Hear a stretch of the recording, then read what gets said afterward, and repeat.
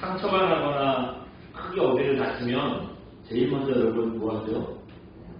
예, 아카제키라고 그 빨간 약, 그 바르게 돼 있어요. 네. 이거 아카제키라는 게 소독약이에요. 이 소독약을 발견하기 전까지는요, 수술 후에도 죽는 사람들이 많았답니다. 그 수술은 성공적으로 끝났는데 수술 후에요, 고름이 차오르고 뭐 열이 나고 이러다가 그냥 며칠 만에 시름시름 죽는 사람들이 많았다는 거예요. 그거 어떻습니까? 살려고 받은 수술인데요, 오히려 그 수술 받고 나서 죽는 거예요, 사람들이. 당시까지만 해도 수술이 잘 맞춰졌는데 사람들이 왜 죽는가, 그 이유를 몰랐대요. 그래서 그냥 죽고 사는 문제는 그냥 운에 맡겨야겠다. 그 수술 안 하면 죽으니까 혹시나 살 수도 있으니까 수술을 하자. 옛날에는 이랬다는 거예요.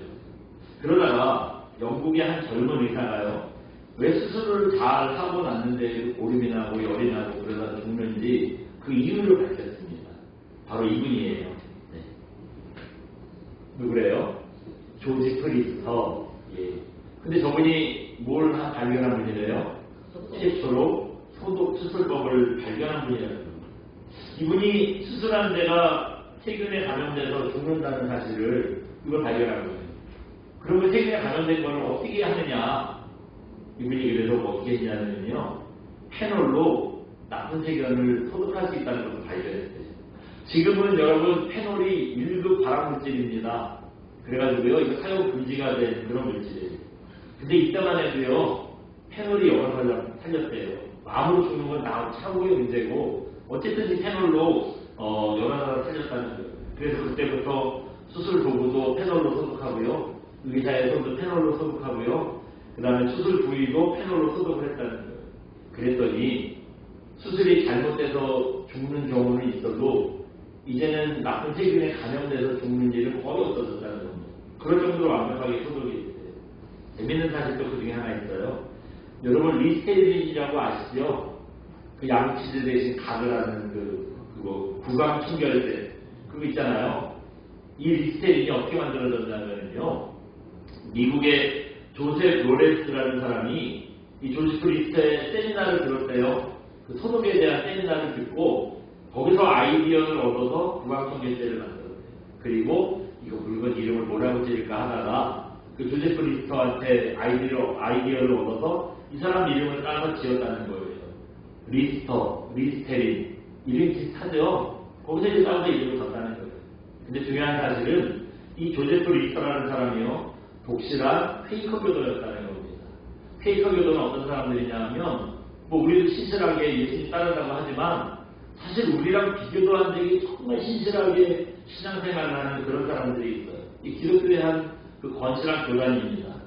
페이커 교도였다는 거예요. 그래서 자기가 의사인데 사람들이 자꾸 죽어나가는 거 보니 얼마나 마음이 안 좋겠어요. 왜 환자들이 자꾸 죽어나가냐고. 환자들 죽을 때마다 나의 무능함을 느끼고 마음이 너무 아프다고. 하나님, 이 사람을 죽지 않고 살릴 수 있는 좀 지혜를 주세요. 그걸 원인을 발견하게 해주세요. 늘 기도했다는 거예요. 그리고 그렇게 기도한 끝에 하나님께서 자기에게 지혜를 주셔서 소독 수술법이라는 걸 찾게 됐다. 이분이 이거 가지고 간증을 엄청 많이 하고 돌아다녔다는 거예요. 여러분, 어떤 문제가 생겼을 때 정확한 해결 방법을 찾는 게 정말 중요합니다. 만약에 저 리스터가 하나님께 기도하지 않았다면, 그래서 수술을 잘하고도 환자들이 자꾸 죽는 이유를 몰랐다면 여러분 어떻게 됐을까요? 아마 상당히 많은 사람들이 뭐 지금이야 사실 뭐 이유를 밝혔겠지만 저 리스터가 나오기 전까지 아마 수술을 잘하고도 많은 사람들이 그 죽느냐 사느냐로 가슴을 졸이고 있었을 거예요. 이처럼 어떤 문제가 생겼을 때 빨리 여러분 정확한 해결 방법을 찾아야만 문제가 해결됩니다. 그리고 이제 문제가 때문에 어려움이 왔는데 어려움도 해결되고요, 마음도 평안할 수가 있습니다. 근데 정확한 해결책을 찾지 못하면 죽어라, 고생이 길어지는 거죠. 그런 일을 할 수밖에 없습니다. 근데 오늘 본문을 보시면 바로 이 점에 대해서 우리에게 가르쳐주고 있다는 겁니다. 오늘 본문은요, 이스라엘이 머지않아 멸망하게 될 거야 라는 현실에 맞닥뜨리고, 더 중요한 건 어떻게 하면 멸망하지 않을까, 정확한 해결책을 가르쳐주고 있다는 겁니다. 근데 이스라엘에 닥친 이 멸망의 위기가 얼마나 심각한지요. 2절 보시면 하나님께서 아모스 선지자를 통해서 이런 말씀을 하셨어요. 우리 2절 한번 읽어볼까요? 같이 한번 봅니다. 시작. 처녀 이스라엘이 엎드러졌으며 다시 일어나지 못하리로다. 자기 땅에 견지우며 일으킨 자가 없으리로다. 네. 이게 무슨 말이냐면 이 중에서도 처녀가 엎어져서 다시 일어나지 못한다는 거, 이건 이런 의미입니다. 여러분, 처녀라는 말의 의미가 뭐예요? 한 번도 남자의 경험이 없는 그런 사람을, 여자를 뜻하는 거죠. 북이스라엘이, 여기서 말하는 이스라엘은요, 그 이스라엘이 솔로몬 왕이 죽은 다음에 북쪽은 북이스라엘, 남쪽은 남유다로 서로 나눠졌다고 했잖아요. 이 북이스라엘에 대한 예언이에요. 이 북이스라엘이 꼭 그랬다는 거예요. 이스라엘은 그때까지만 해도 나름 강력해서요, 뭐 전쟁을 해요. 전쟁을 하는데 한 번도 다른 나라의 땅을 빼앗겨 본 적은 없는 그런 나라였습니다. 그런 나라였는데 이렇게 한 번도 정복 땅에 본 경험이 없는 게 마치 이제 남자 경험이 없는 처녀 같았다. 그런 비유를 하는 거예요. 그런데 문제는 뭐냐? 앞으로가 문제입니다. 이제 이방 나라들한테 나라를 빼앗기고 정복당하게 될 거예요. 그래서 다시는 일어서지 못할 정도로 그렇게 아주 완전히 멸망당하게 될 거라는 겁니다. 근데 역사를 보니까 실제로 그렇게 됐어요. 오늘 본문에서 아모스 선지자가 말씀하신 60여 년 후에, 오늘 본문 이후에 60여 년 후에요, 북이스라엘이 아수르라는 나라에 살만에살 왕한테 멸망당합니다. 그리고 살만에살이 어떻게 했냐면 북이스라엘에 살던 그 이스라엘 사람들을요 다 이주시켜버려요. 다른 나라로 다 사람들이 옮겨가버려요. 그리고 그런 북이스라엘 땅에 어떻게 하느냐, 또 다른 나라도 정복했을 거 아니에요. 거기서 정복한 사람들을 북이스라엘에 살게 만든 거예요. 여러분 생각해보세요. 이 사람들, 다른 나라에서 온 사람들, 우리나라는 적인데 내가 이 나라에, 여기 지금 남의 땅에 와가지고 뭐 나라를 세우겠다고 뭐 하겠어요? 또 북이스라엘 사람들도 땅을 빼앗겼잖아요. 돌아갈 수도 없고 뭐 그러니까 뭐 어떻게 하겠어요? 그래서요, 이렇게 사람들이 이주하고 나서 거기 말씀에 보면은 뭐라 그랬죠? 다시는 일어나지 못하리로라 그랬잖아요. 나라를 빼앗기고 땅을 빼앗기고 나서요, 그렇게 북이스라엘이 그냥 끄집으니 역사에서 사라졌어요. 어떻게 이 사람들이 됐는지 그냥 뭐 그 뿌리를 찾을 수 없게 돼버렸어요. 지금 이스라엘 사람들이랑 우리가 얘기하는 사람들은 누구냐 하면 북이스라엘 밑에 있는 남유다 사람들, 유대인들. 그래서 이 사람들을 우리가 유태인 그렇게 부르잖아요. 그 유대 지방에 살던 사람들만 남아있는 거예요. 그 사람들이 이제 현재 이스라엘 사람들이라고 하는 겁니다.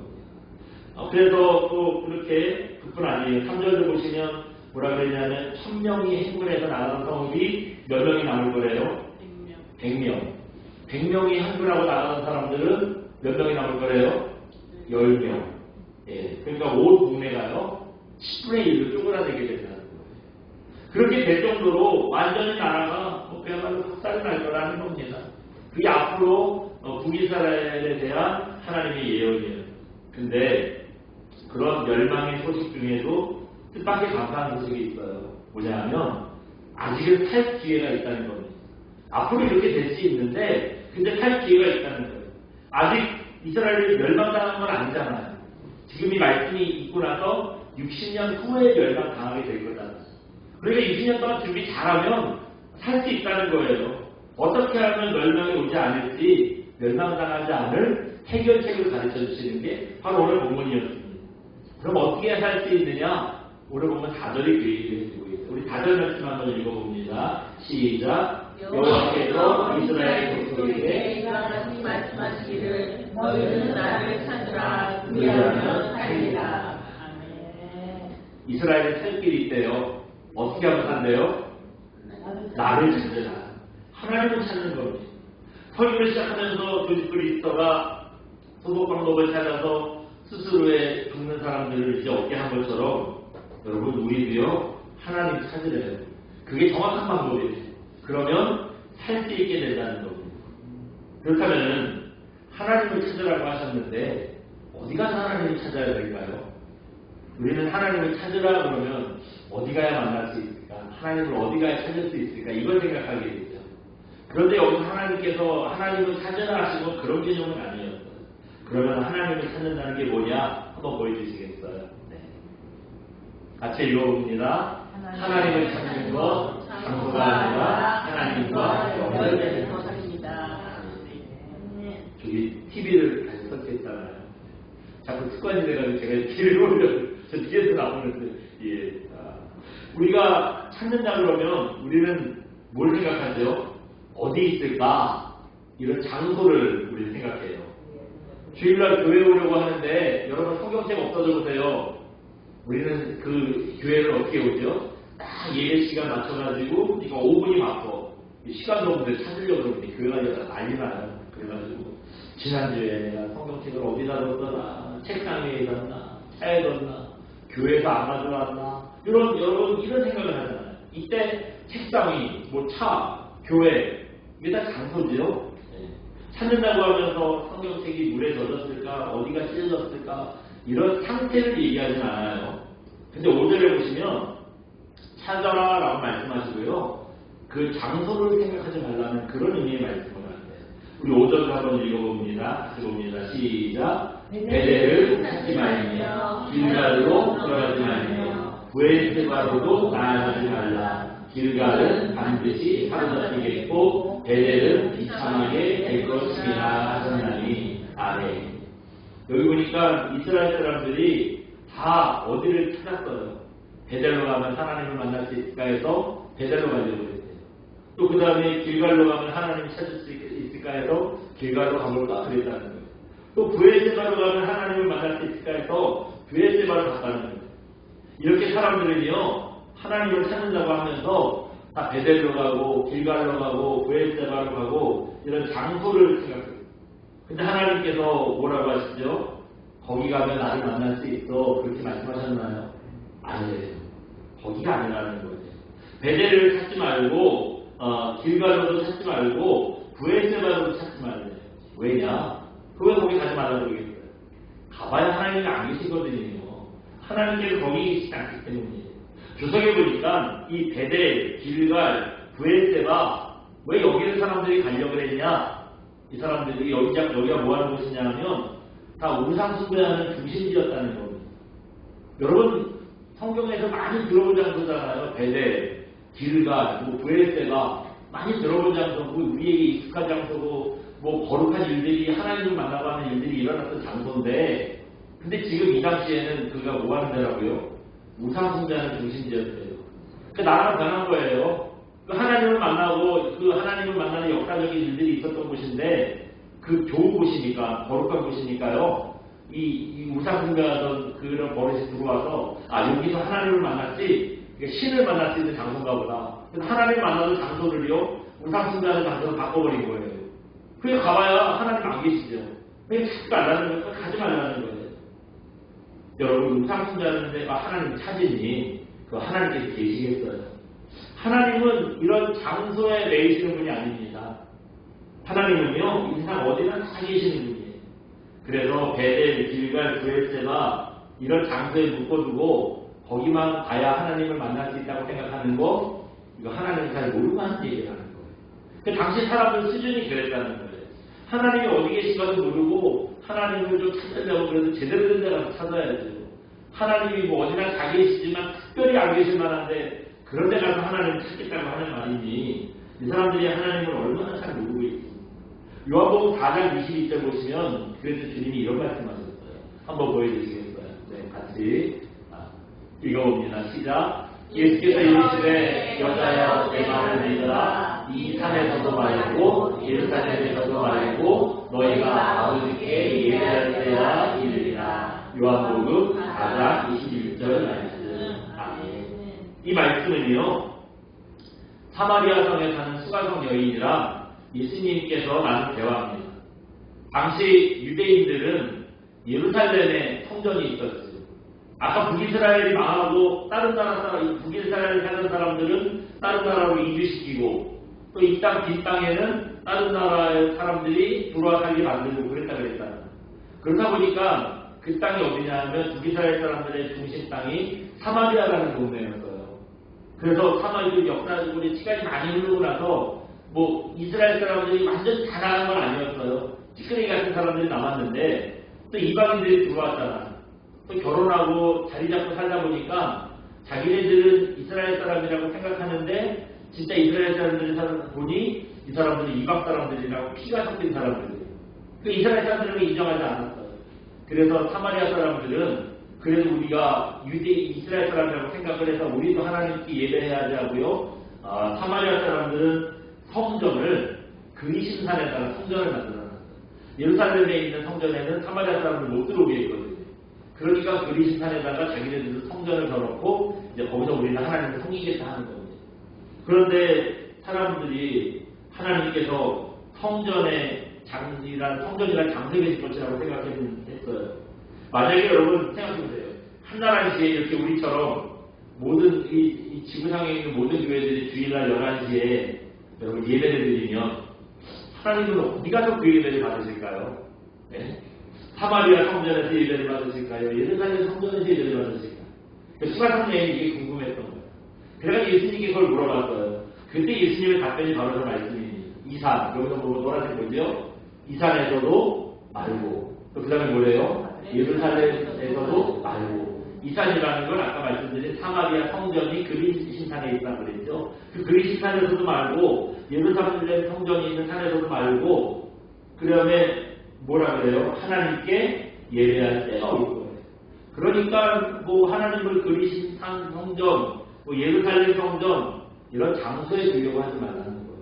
하나님을 예배할 진짜 때가 올 거야. 그때 우리가 진심으로 마음과 정성을 다해서 예배를 드리면 하나님께서 거기 계신다. 뭐 그리신산에서도 계실 수 있고 예루살렘 성전에서도 계실 수 있고 하나님 계신다는 거예요.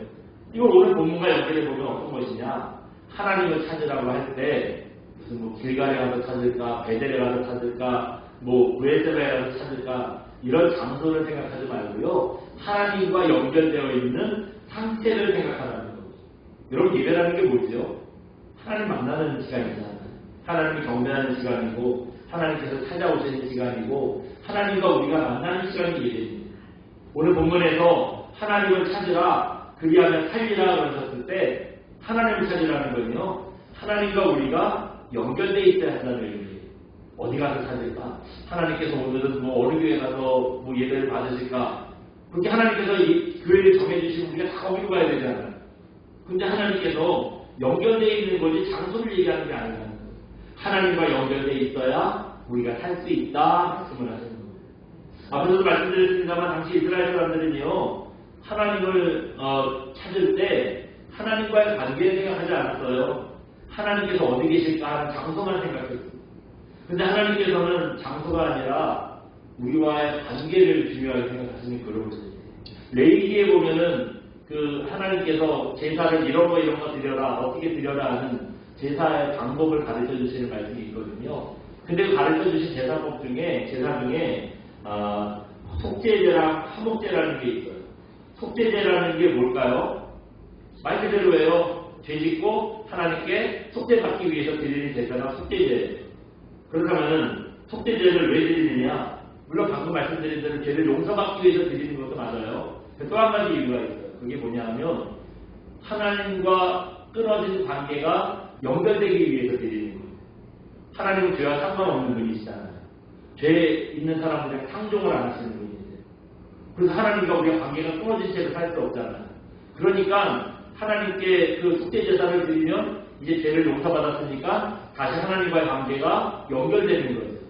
그래서 죄를 용서받기 위해서 드린다기보다는 속죄제는요. 끊어진 하나님과의 관계를 다시 연결하기 위해서 드리는 거예요. 또 하나 화목제. 화목제를 왜 드리느냐? 이것도 말 그대로 하나님과 화목한 관계를 계속 유지하기 위해서 그래서 드리는 겁니다. 그러니까 여러분 속죄제나 화목제나 다 왜 드리냐면 하나님과의 관계 때문에 드리는 제사예요. 근데 여러분은 레위기 읽어보셔서 알겠지만 여러분 레위기 말씀에 성전 제사, 무슨 뭐 예루살렘 제사 이런 이름 들어보셨어요? 아마 저도 이렇게 얘기하는 것도 어색해. 왜냐 한 번도 그런 제사가 없었거든요. 여러분 성전 제사, 예루살렘 제사 이건 다 장소에 대한 얘기예요. 하나님께서 제사를 드릴 때 이런 제사를 이런 식으로 드려라고 했지요. 꼭 성전에 가서 드려라. 뭐 성막에서 드려라. 그렇게 말씀하시지 않았거든요. 이건 장소에 대한 얘기는 뭐 한마디도 요구하신 거예요. 이런 것만 봐도 하나님께서 어디서 드리냐 하는 장소보다는 관계를 중요하게 생각하신다는 거, 이거 우리가 알 수 있죠. 하나님은 오직 우리와의 관계가 연결되어 있기만을 원하시는 분이세요. 근데 이스라엘 사람들은 그걸 몰랐어요. 그래서 하나님을 어떻게 기쁘게 해드릴까 이거 생각하지 않고요. 어디서 제사를 드릴까? 어디 가야 하나님을 만날 수 있을까? 이런 장소에만 관심이 있었습니다. 근데 여러분, 이스라엘 사람들이 이런 생각이 뭐 우리라고 다를까요? 우리는 여러분 그렇지 않을까요? 우리도 예배 시간에 빠지지 않고 와서 앉아있기만 하면은 우리가 할 소리 다 했다 그렇게 생각하잖아요. 우리가 그렇게 생각하지 않습니까? 내가 하나님 앞에 그 예배 시간에 앉아있으면 내가 할 일 다 했지, 내 목 다 했지, 내 도리를 다 했지, 나는 뭐 당당하지 그렇게 생각하지 않습니다. 그래서 주님을 만나고자 하는 열심이 없어도 돼요. 무슨 멍하게 앉아있기만 해도 되고요. 아무튼 예배 시간에 와서 자리만 지키고 있으면 돼. 우리는 그렇게 생각하지 않아요. 근데 여러분, 하나님은요, 이사야 1장 12절에 보시면 이렇게 하나님과의 관계에는 관심도 없고 자리를 지키기만 하면 된다고 생각하는 사람들에게 이런 책망을 하셨어요. 한번 보여주시겠어요? 같이 읽어보, 네, 다음, 같이 읽어봅니다. 시작. 내 마당만 밟을 뿐입니다. 이사야 1장 12절 말씀. 하나님과 관계는 관심도 없고 그냥 자리만 지키기를 원하는 사람들, 하나님께서 이런 사람들 뭐라고 얘기했죠? 네, 마당만 밟는 사람들, 마음은 안 오고 그냥 하나님 앞에 나와서 만족하는 사람들, 마당만 밟고 가는 사람들이에요. 우리가 하나님 앞에 일드리는 이 시간에 하나님께서 우리에게 직접 받으시기 전에 혹시 우리에게 그럴지 모르겠어요. 아이고, 마당만 가는구나. 하나님께서 이렇게 우리에게 책망하실 수 있을지 모르겠어요. 우리가 교회만 왔다 갔다 하는 가가 아니잖아요. 여러분, 예배를 통해서 꼭 주님 만나셔야 됩니다. 교회에서뿐만 아니라 평소에도요, 뭘 하든지 우리는 늘 주님과 관계가 맺어져 있어야 하는 거예요. 그게 하나님께서 원하시는 겁니다. 한번 잠깐 보여주시겠어요? 네. 저거는 여러분 그레이티라는 영화의 포스터예요. 딱 봐도 저거 어디서 벌어지는 일 같아요? 우주, 예, 아시네요. 우주에서 벌어지는 일을 소재로 하는 영화 같지요. 우주에서 별을 관측하는 허블 망원경이라는 게 있는데 이 망원경이 고장이 났대요. 고쳐야 되겠죠. 그래서 이제 우주 밖으로 나가서 그 허블 망원경을 고치겠다고 우주인들이 하고 있는데 이 포스터에 보시면 여기 번쩍하고 뭔 일이 있죠? 끈이 끊어졌어요. 우주선이랑 연결된 끈이 끊어져가지고 이제 사람이요, 저 주인공이 우주 밖으로 튕겨져 나간 거예요. 그래서 온갖 어려움을 당하고 뭐 천신만고 끝에 돌아왔다 하는 얘기가 저 영화의 얘기입니다. 근데 여러분, 이 우주인이 입고 있는 이 우주복이 얼마나 하는 줄 아세요? 네? 아무튼 비싸죠. 100억은 무조건 넘고요. 아무튼 뭐 100억 이상 말할 것도 없고 그 이상도 가늠할 수 없어, 가격을 매길 수 없을 정도로 비싸다는 거예요. 그래서 옷 한 벌 왜 이렇게 비싸냐? 여러분, 왜 비싸냐 하면 저 우주복이 별칭이 있어요. 작은 우주선이래요. 또 나만의 우주선이래요. 그러니까 우주선에 갖춰진 뭔가 최첨단 장비들이 저 옷에다 준비가 되어 있는 거예요. 그러니까 저것만 입고 그냥 우주 밖으로 나갈 수 있잖아요. 우주에 나가면 압력이 어마어마하답니다. 저 우주복이 그 압력을 견디게 해주세요. 또 여러분, 우주에 나가면은요, 그 보통 250도 뜨거운 게, 여러분 물이 몇 도에서 끓죠? 100도. 100도에서 끓는데 250도래요. 그러니까 물이 끓는 온도 2배도 넘어요. 더 중요한 건 뭐냐 하면 이쪽에 갔더니 250도 했다가 각도에 따라서 갑자기요, 영하 250도로 떨어진다는 거예요. 순간에 그렇게 된다는 거예요. 그러니까 몇 도 차이가 있고요. 위로 250, 밑으로 250 하니까 500도 차이가 나는 거예요. 그것도 견뎌야 된대요. 또 여러분, 우주의 복은 가벼워야 된대요. 활동이 편해야 된대요. 그래야 나가서 우주에 나가서 자유롭게 임무를 수행해야 돼요. 무엇보다도 탄소가 공급돼야 되잖아요. 산소도 공급돼. 근데 우리가 숨 쉬고 내뱉는 이산화탄소는 배출해야 돼요. 산소는 공급하고 이산화탄소는 내뱉고, 아무튼 우주선이랑 통신도 되고, 아무튼 뭐 세계 최고의 기술이 총집합된 게 우주복이라는 거예요. 그래서 우주복이 비싸다는 거예요. 근데 여러분, 그렇게 비싸고 최첨단에 갖춰진 우주복이라고 그래도요, 여러분 어때요? 저 영화에서 보는 것처럼 저 우주선과 연결된 끈이 끊어지면요, 끝이에요. 잠깐은 견딜 수 있는데 이거 끝이 끊어지는 순간 끝입니다. 사람을 지켜줄 수가 없어요. 우리 인생이 그렇다는 거예요. 우리 인생이 그래요. 내가 주님과 연결되어 있지 않으면 우리 여러분 어떤 존재입니까? 우리가 주님과 연결되어 있지 않으면 아무것도 할 수 없는 존재잖아요. 내가 돈이 많고 능력이 있고 뭐 이것도 있고 저것도 있고 해도 주님과의 관계가 온전치 못하면, 주님과 우리가 연결되어 있지 못하면 우리 아무것도 할 수 없는 존재들입니다. 내가 생각할 때는 안 그렇잖아요. 근데 주님이 그렇다고 말씀하셨어요. 어디서 그렇다고 말씀하셨냐? 한번 보여주시겠어요? 네. 같이 읽어봅니다. 요한복음 15장 5절 말씀. 나를 떠나서는 너희가 아무것도 할 수 없느니라. 우리가 여러분 주님을 떠나면 어떠세요? 아무것도 할 수 없는 존재라는 거죠. 무슨 뭐 돈 있고 능력 있고 이것도 있고 저것도 있고 어쩌고 저쩌고 그러니까 나는 주님을 살 수 있어 하는데 주님 보실 때는요, 주님을 떠나면 우리는 아무것도 할 수 없는 존재라는 거죠. 아무리 수백 억짜리 7천만 우주복을 입고 있어도 우주선과 연결된 끈이 끊어지면 아무것도 할 수 없는 것처럼 예수님과 관계가 끊어지면은요, 우리 아무것도 할 수 없어요. 우리 그저 죄인일 뿐이에요. 무능한 존재일 뿐입니다. 이 사실 잘 기억하셔서 언제나 예수님과 연결되어 있는 그런 저 여러분 되시기 바랍니다. 그래서 예수님과 동행하는 귀한 종들 되시기를 주님의 이름으로 축원드립니다. 우리 시간 찬양하고 기도하겠습니다. 나의 하늘과 나 함께 찬양하고 기도합니다.